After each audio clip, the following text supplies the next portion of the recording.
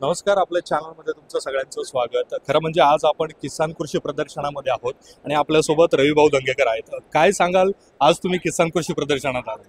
खरं तर वर्षानुवर्ष किसान ॲग्रोचं प्रदर्शन या ठिकाणी भरत असतं आणि देशामधनं इथं उद्योजक येतात आणि महाराष्ट्रातल्या आणि महाराष्ट्राच्या बाहेरचे शेतकरी या ठिकाणी येत असतात आणि त्याचबरोबर नागरिक या ठिकाणी भेट द्यायला येत असतात.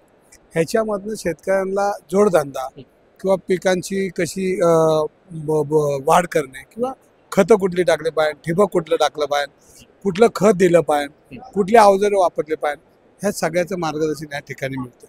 आणि एक आनंद ह्याच्यामध्ये मिळतो की कृषी प्रधान असलेला देश आणि त्यात महाराष्ट्र हा सुजलाम सुफलाम आहे. पण योग्य रीतीने योग्य दिशेने जर त्याचं व्यवस्थापन झालं तर चांगल्या पद्धतीनं शेतकऱ्यांना हमी पीक, हमी भाव नाही म्हणत पण हमी पीक, चांगलं पीक देण्यासाठी या ठिकाणी मार्गदर्शन मिळतं. अनेक उद्योजक या ठिकाणी येतात आणि प्रदर्शन अत्यंत चांगलं महाराष्ट्रातल्या शेतकऱ्यांनी या ठिकाणी येऊन आपलं मार्गदर्शन घेतलं पाहिजे. वेगवेगळे दरवर्षी या ठिकाणी अवजारे मिळतात. वेगवेगळे पिकांमध्ये रसायन कसं वापरलं पाहिजे, सेंद्रिय खत कसं वापरलं पाहिजे, औषधं कुठली वापरली पाहिजे, पीक कुठल्या महिन्यात घेतलं पाहिजे, ह्याची सगळा तक्ता सगळी माहिती या ठिकाणी मिळते.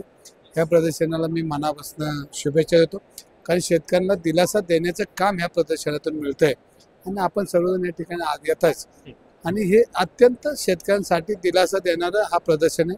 जे प्रदर्शन भरतात त्यांचं नाव मला आजपर्यंत माहीत नाही, पण त्यांना मनापासून मी धन्यवाद देतो. मनापासून धन्यवाद.